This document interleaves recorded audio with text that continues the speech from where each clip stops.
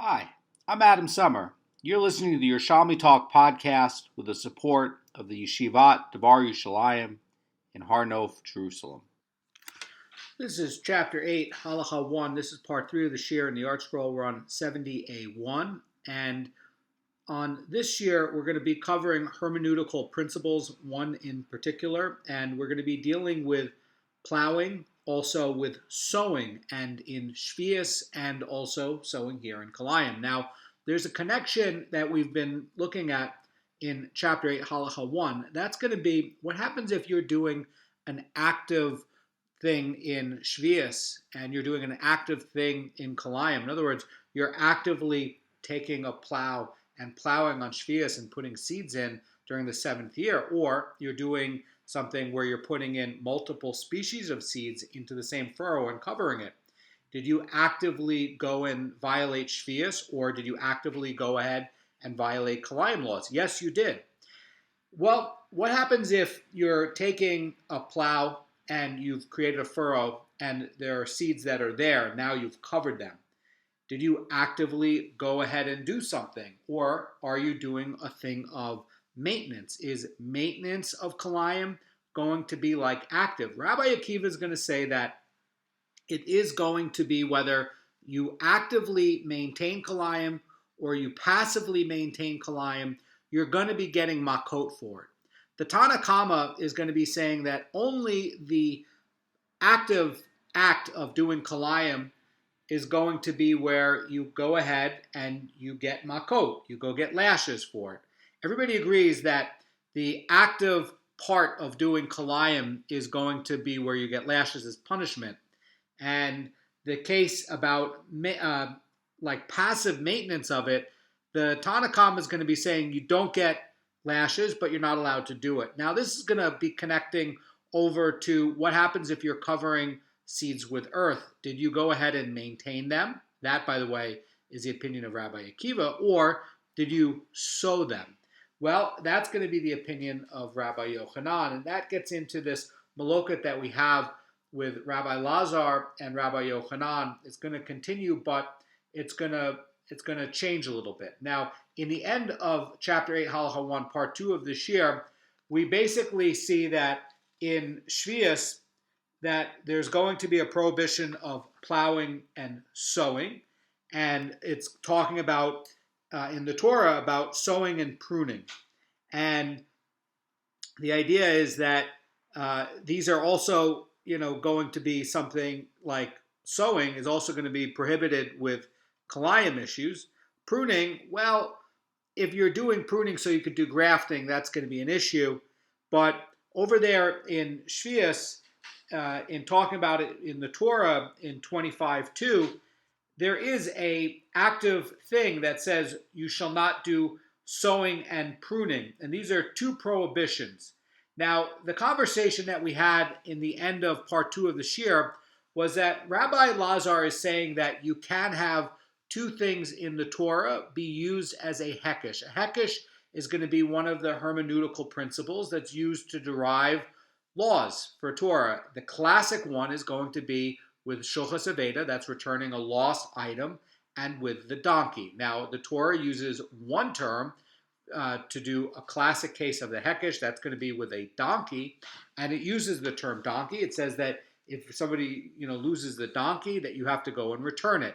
And the sages extrapolate that out to say that, well, it's not just a donkey, it's going to be other things as well, like a wallet, like backpacks, like somebody drops olive oil on the side of the road, some bottles of olive oil. Do you have to return it?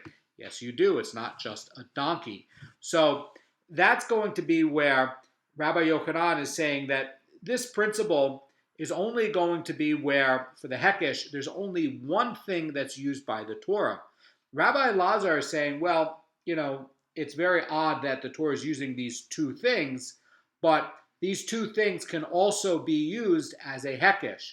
And Rabbi Yochanan, in the end of Part 2 of the Shir, basically refutes that and says, no, in the classic case of a hekesh, it's really just one thing. It's not two things. So that's been refuted.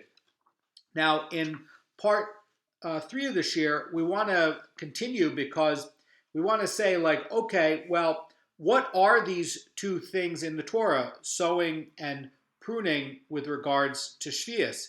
What category is this going to be? And then how is that going to deal back with us with regards to plowing? Because plowing, is that going to be like sowing, or is that going to be like maintenance with regards to Kilayim? And that's where we're going with this. So the Gemara was looking at this back and forth between Rabbi Lazar and Rabbi Yochanan, and it ended off in part 2 of this year where Rabbi Lazar is going to be disproven that a hekesh can be where you have two things that are put together, like sowing and plowing. Again, the classic case is just one thing, like the donkey, okay? And that's what Rabbi Yochanan's point. Now, the next part is going to get, well, what do you do with these two things? And what do these two things mean? And how do you use them? How do you interpret from them? Now, the case that we're going to be talking about is a hermeneutic principle that is going to be called where anything that was in a general category and was singled out to teach. And this is a principle that's used as one of the 13 principles, and we read it every morning in Shacharis, and we try to use this to help come up with other laws. There's another set of principles that are not hermeneutical principles, by the way, that are going to be 32 or 36 by Rabbi Eliezer, the son of Rabbi Yossi HaGalili, and these are hermeneutic. These are expository statements that how to read the Torah, the way the Torah is being put together, based on not hermeneutics but the construction of the diktuk of the Torah.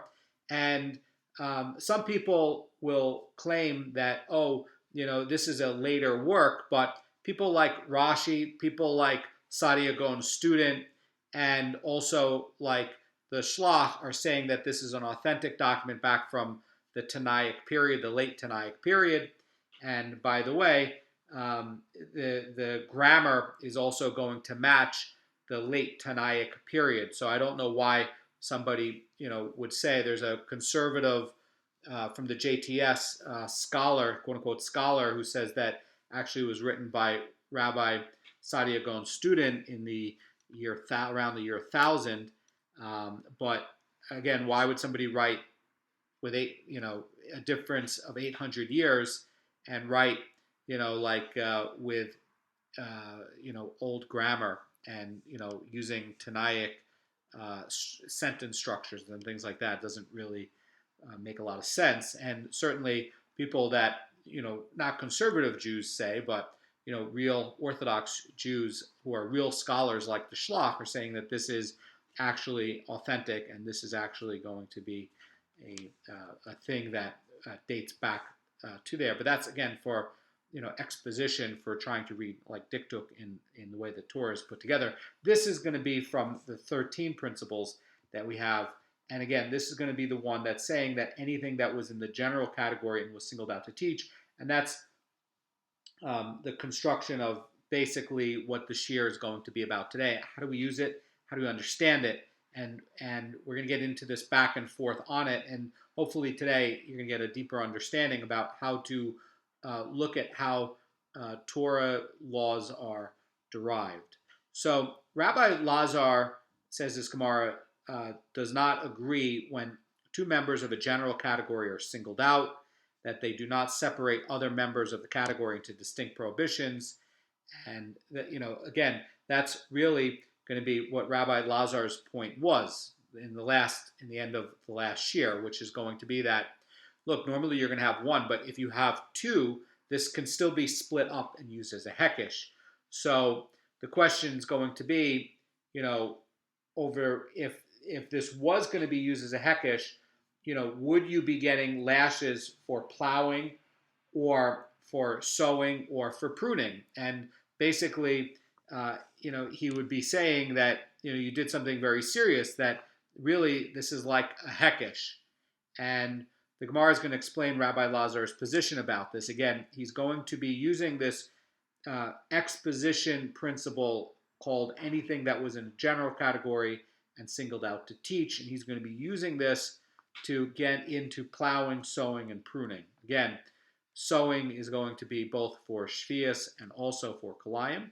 So Rabbi Lazar says this Gemara holds that with regard to separating a general category into distinct prohibitions, again, like we have, sowing and pruning specifically listed in the Torah, that's going to be two things, that the two prohibitions are singled out from a general category and they do not separate. However, with regard to teaching other laws regarding the general rule, two prohibitions singled out from a general category do indeed teach that their law applies to all members of a general category. So Rabbi Lazar is going to be looking at this type of distinction for these two things, for Sheviis, for sowing and pruning. And the idea, says the Rosh Cirilio, is going to be that when this principle is being used to separate other members of the general category into distinct prohibitions with regards to punishment, no more than one member of the group can be singled out. Now again, two things are mentioned in the Torah. So if two items are specified, they do not serve to separate the group into distinct prohibitions with regard to punishment.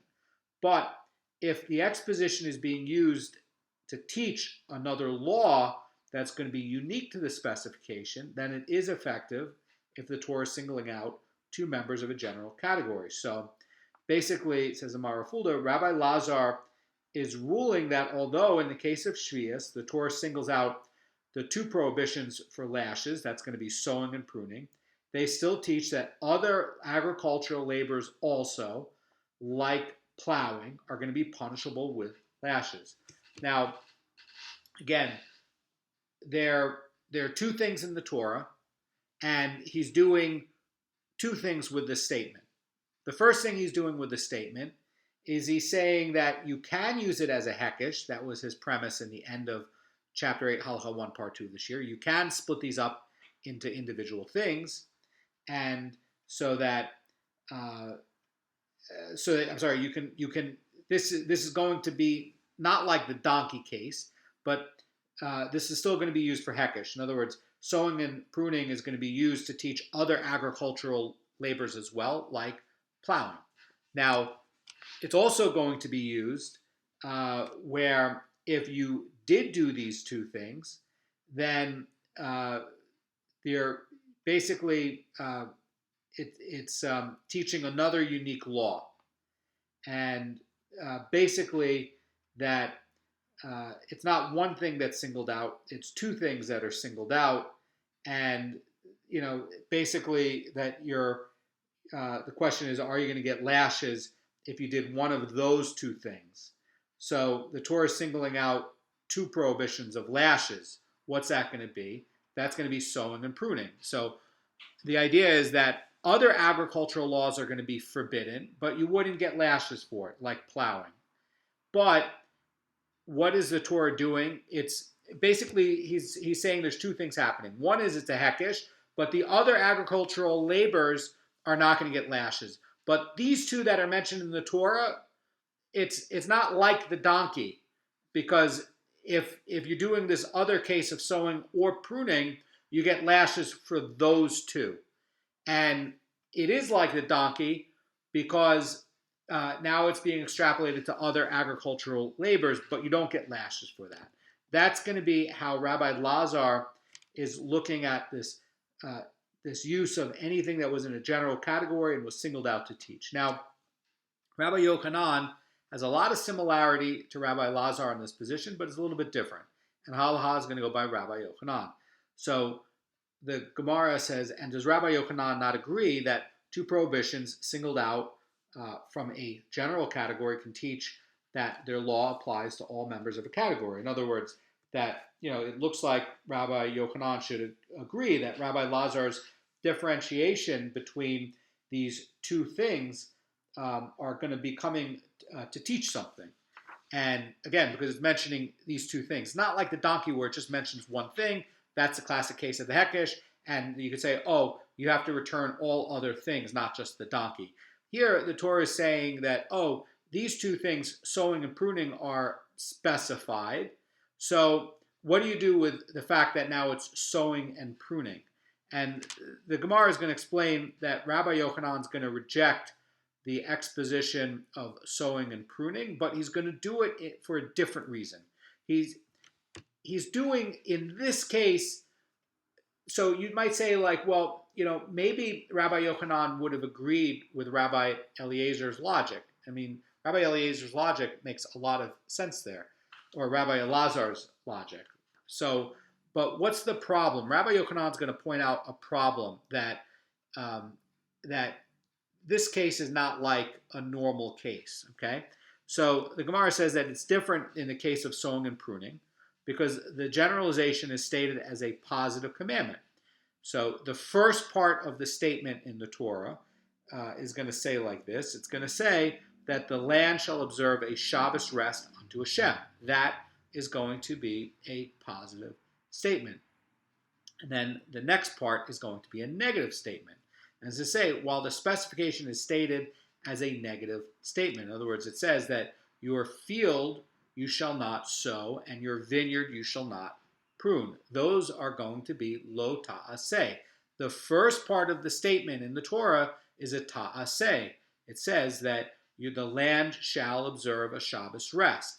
But the individual labors are now put into lo ta'aseh.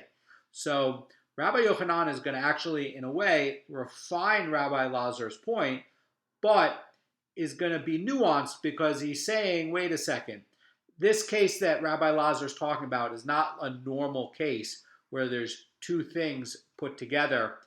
And basically what he's going to be saying is that what's making this different is that it starts with a positive statement, and then it has two specifications, that's going to be sowing and pruning, that are put as negative statements. And so the law is going to be used a little bit differently, even though, by the way, he's going to still use the same principle, where it's going to be saying that it's going to be the same principle that anything that was in the general category and was singled out from the general category to teach.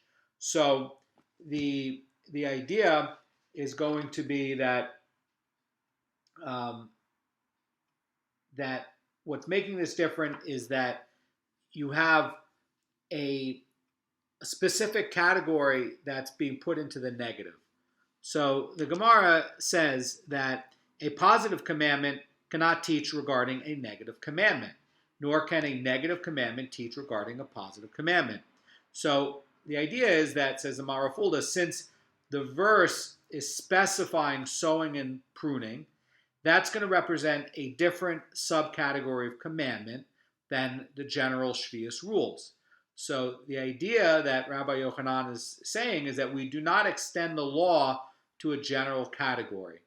And this specification doesn't tell us anything because, again, you have a positive commandment and negative commandments over here, and you can't switch the two. So Rabbi Elazar's case was that he is learning from both of them, and he's using the same verse. Rabbi Yochanan's nuance is that, no, the positive negative commandment starting off here and the negative commandment here, that you can't mix and match them. They're doing two different things. So having determined that Rabbi Yochanan is rejecting the exposition the way Rabbi Elazar is doing it, the Gemara is going to say, according to the view of Rabbi Elazar, all is well. In other words, he's set with how he's learning it. And it says that he learns from this exposition that he has that it is permitted to dig pits, ditches, and caves during Sheviis, since this is not a labor performed for the sake of the land or tree. Now, to recap over in Masechet Sheviis, are you allowed to dig ditches, pits, and caves during Sheviis? Well, you are, as long as it has nothing to do with the improving the growth of any of the trees or plants.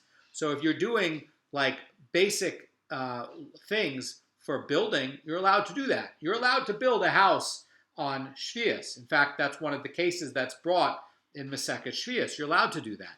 You're also allowed to build walls. Even you're allowed to build fences for fields, right? Because the fence is not going to improve the agricultural output or the growth or anything like that. It's just to keep out animals or neighbors or something like that, or to define property rights. But what about digging pits or digging caves? Well, you're allowed to do excavation. It's just you can't do excavation that's going to benefit something. Now, he's going to be saying that according to the verse that we had where it says that your field you shall not sow and your vineyard you shall not prune, that this can be also used as an exposition like a hekish to say that that because that you're not doing something related to a field or a tree, okay? Because again, what is that verse teaching? You shall not sow, you shall not prune. That has to do with either increasing or setting up agriculture for what's going to be coming in the next year, or for production in the seventh year now. And basically he's saying that that's dealing with the land or a tree. But because if you're just going to dig a ditch or dig a cave during Sheviis and it doesn't relate to a land, to improvement of the land or a tree or grain or something like that, that's going to be permitted under the way Rabbi Lazar explains it. Now, Rabbi Yochanan has a different view. Again, he's saying, wait a second, this statement here starts off with a positive statement, and then it has two prohibitions there that are negative statements. So according to the view of Rabbi Yochanan, who, by the way, rejects the way Rabbi Lazar explains it because of this reason, how is he going to be deriving non-agricultural activities like digging pits, ditches, and caves during Sheviis, which, by the way, you are allowed to do? And he's going to be deriving it like this. He's going to say, just as these verses do not teach their lesson with regard to a prohibition to plow on Sheviis, so too they do not teach their lesson with regard to permits regarding digging ditches and pits and caves in Sheviis.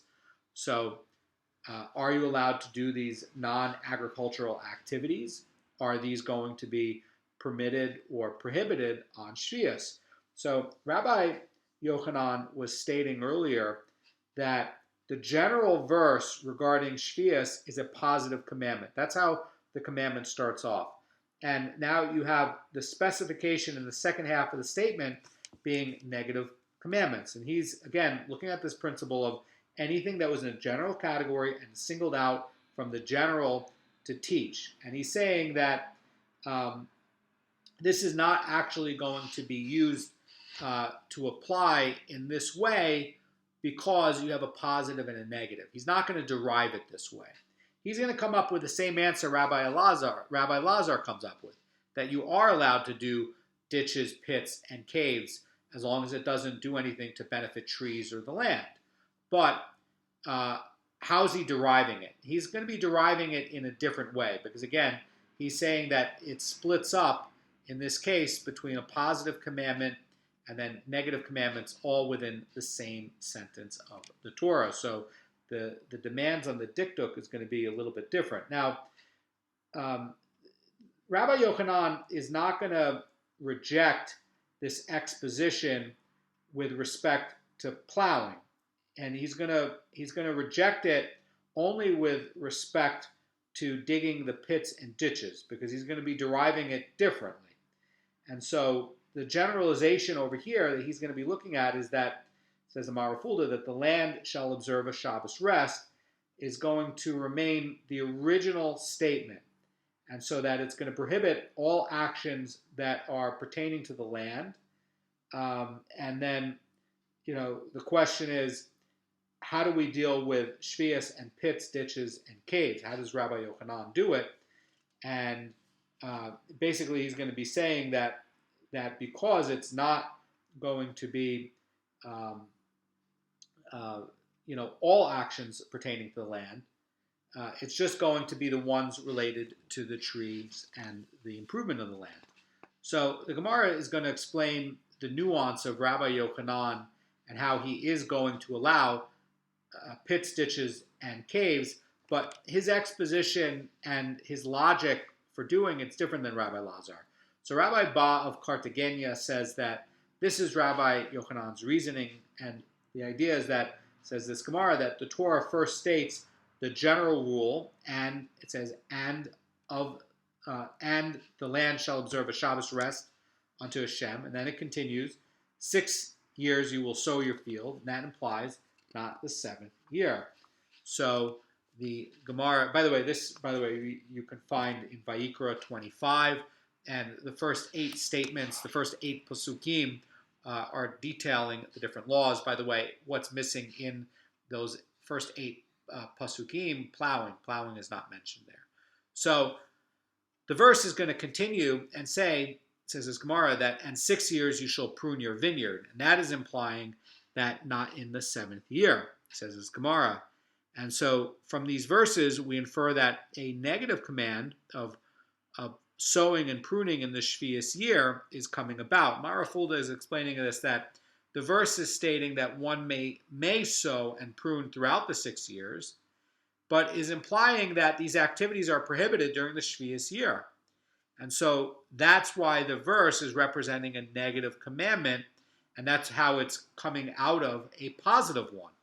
So Rabbi Yochanan is using this and saying that these prohibitions to sow or prune are positive commandments, and they can be explained as having been singled out to teach the parameters of a general category, since those two are, by the way, going to be a positive commandment. So what's the positive commandment? It says, and the land shall observe a Shabbos rest. Now, just as sowing and pruning are labors performed for the sake of the land or the tree, and these are going to be prohibited during Sheviis, so too any labor performed for the sake of the land or a tree is going to be prohibited on Sheviis. This is going to include plowing, but it's going to exclude non-agricultural work during Sheviis, like digging a pit or a ditch or a cave, or even building a new house. You're allowed to build a new house in the 7th year. So this is why Rabbi Yochanan is permitting these activities during Sheviis. He's deriving this from a different approach, a different reading. Okay, so according to this approach of Rabbi Ba of Cartagena, Rabbi Yochanan is going to prohibit plowing on Sheviis. Why? Because it violates the positive commandment where it says, and the land shall observe a Shabbos rest. So again, how is he deriving it? Basically, he's going to be saying that, well, you were plowing. The Torah gives you a positive commandment saying that the land shall rest. And what are you doing by plowing? That's not letting the land rest. So what do we do with the other things like the pits, the caves, the ditches, or even building a house? And the Gemara says, and does one who plowed during Sheviis indeed transgress a positive commandment according to Rabbi Yochanan? And that is going to be a dispute. So Rabbi Yerushalmi says that he transgresses a positive commandment where it says, and the land shall observe. Now, there's a dissent here, and the dissent, in fact, has a very radical approach, a very radical reading of what's going on. And Rabbi Yosei dissents, and he says that there is not even a positive commandment regarding not to plow during Sheviis, and the only activities that are prohibited during Sheviis are going to be sowing and pruning. In other words, unlike what we saw before, that this can't be taken as a hekesh, and it can't be used to extrapolate other agricultural laws as well, like plowing. And he's saying that what is specifically forbidden in the Torah, there's only 2 things. It's only going to be sowing and pruning. What about plowing? What about another agricultural law like plowing? Well, Rabbi Yosei is going to say that because it's not specifically mentioned, it's going to be permitted under biblical law. Rabbi Yosei is taking the approach like the donkey to say, wait a second, if other agricultural laws are going to be forbidden here, well, it could have just said that you shall not sow, and then sowing would look a lot like the donkey from Shulchas Aveda, and say, oh, well, you can't do other agricultural laws like sowing, so, okay, there you go. I can't do anything else like plowing. So his approach is to say that there's only 2 things that are prohibited on Sheviis. That's going to be what's specifically mentioned in the Torah. And everything else, even plowing, is going to be allowed under biblical law.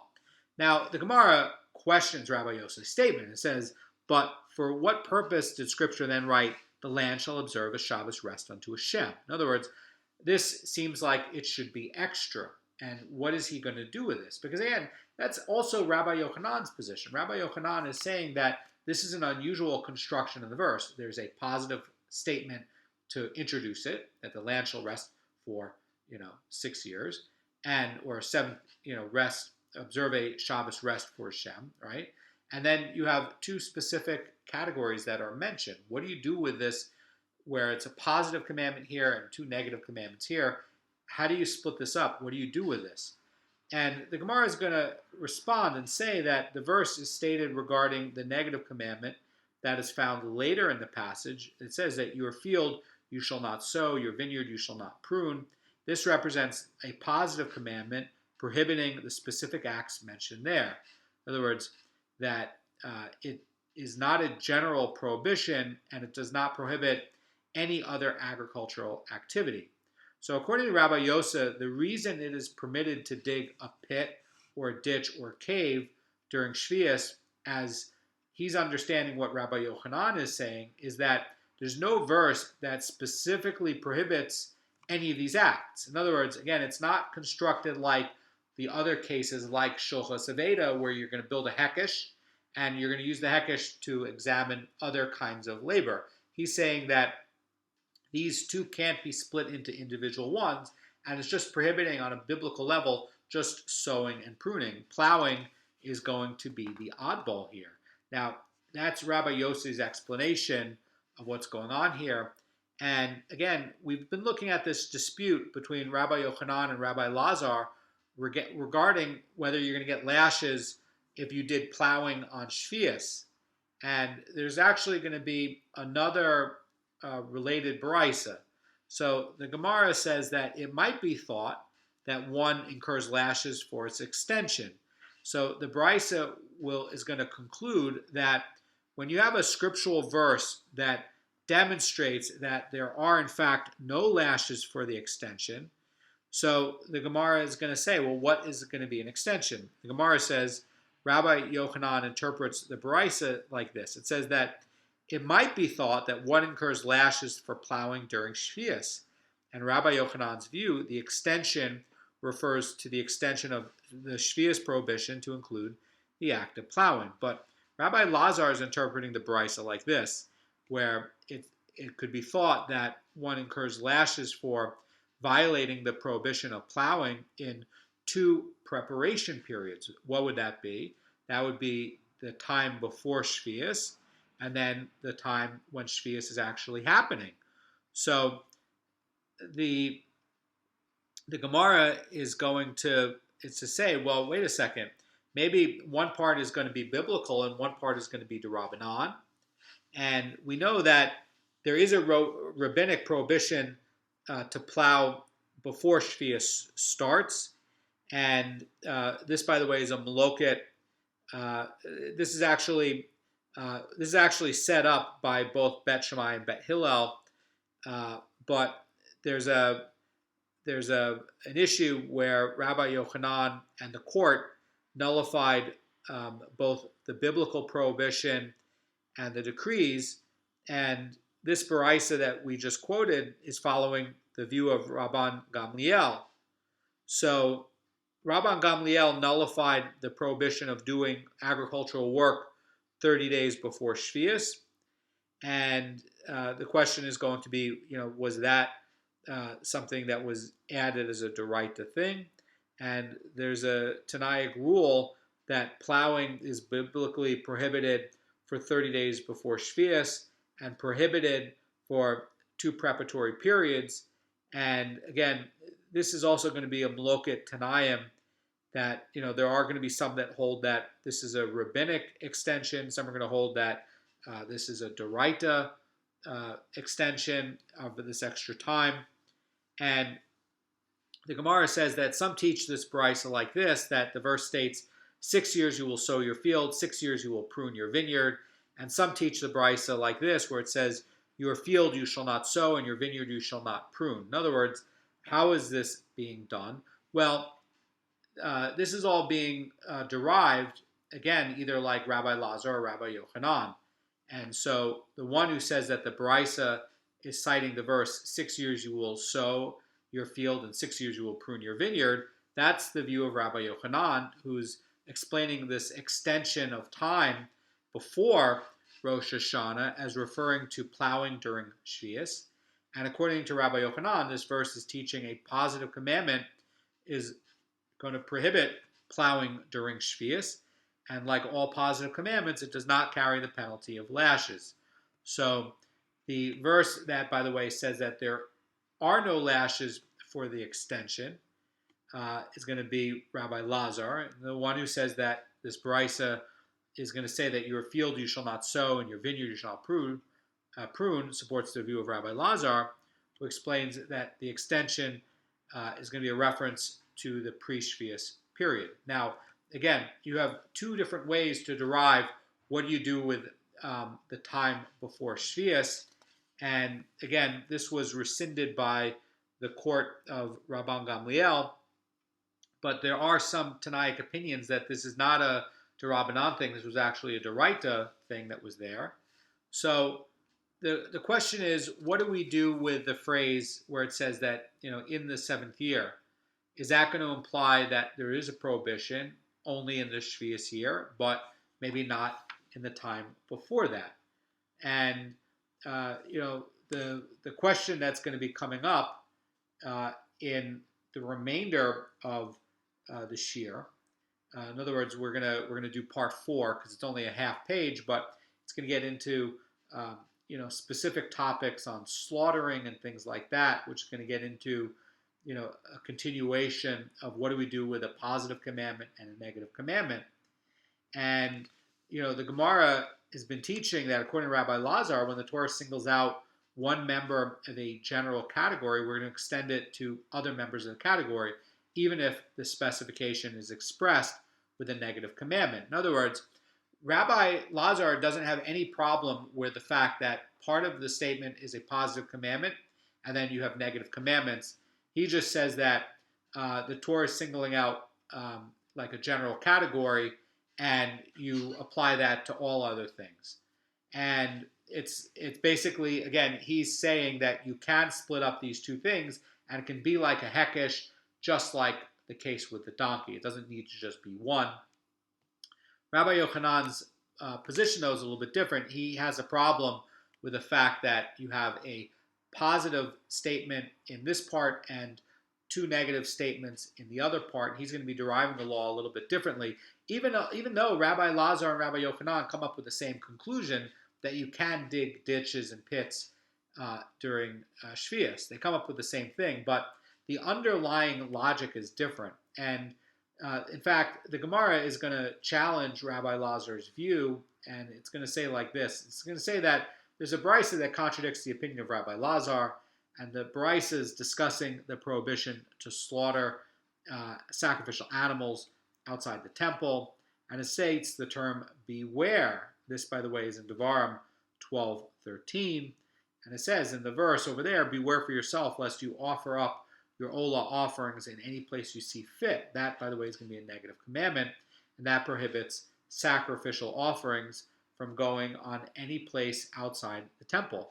So although slaughtering and offering outside is also prohibited, the verse doesn't explicitly mention a negative commandment prohibiting this slaughter. So the verse is deriving this negative commandment through exegesis, which, again, is not going to be one of the hermeneutical principles, but it's going to look a lot like what we're seeing with Rabbi Eliezer, the son of Rabbi Yosef, with his principles that we mentioned in the first beginning part of this year, where it says, and again, this is going to be through exegesis instead of hermeneutics, and it's going to say, it says Gemara, and is written there, in the temple you shall offer your olah offerings, and there you shall do all that I command you. So, in other words, this verse has two positive commandments. One that requires the sacrifice to be offered in the temple, and the other requiring slaughtering to be performed there. And this juxtaposition constitutes a scriptural analogy between offering and slaughtering, and this is teaching that just as offering up outside is prohibited under both a positive and a negative commandment, so too slaughtering outside is prohibited under both a positive and a negative commandment. Now, the case is going to be where, Rabbi Lazar, when he's looking at his view, he's saying that a positive commandment where it says, and the land shall observe a Shabbos rest, is going to teach that one cannot perform agricultural labors during Sheviis.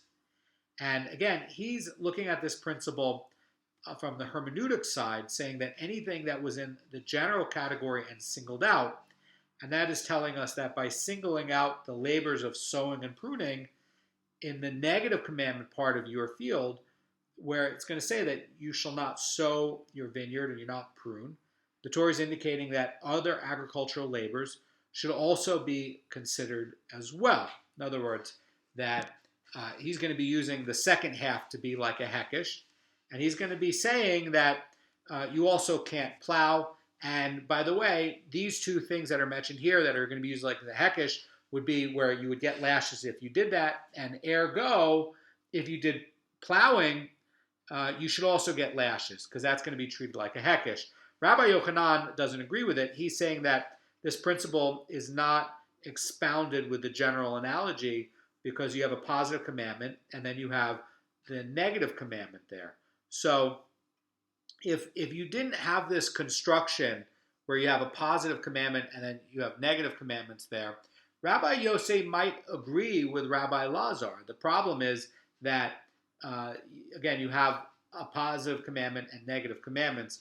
And what is Rabbi Yochanan doing with this? Rabbi Yochanan is basically going to be rejecting Rabbi Lazar's teaching, because, again, the two verses are going to be talking about subcategories. He's going to say that you can't split up the two negative commandments, and those are going to be specifically forbidden.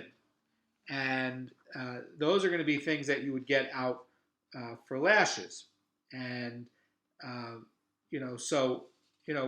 Rabbi Lazar is going to extend the penalty of lashes to other members of, the general category, like, plowing or other kinds of things that might improve the ground or the land or trees.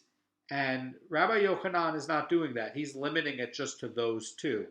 And how is he going to be deriving the limit to, the permit to do non-agricultural related work like building a house on Sheviis? He's going to look at the first positive part of the statement. And it's going to say that the land shall take a rest. And that means that you can't do things that are related to the land taking a rest, so that if you did do plowing during Sheviis, that's forbidden, but you don't get lashes for it.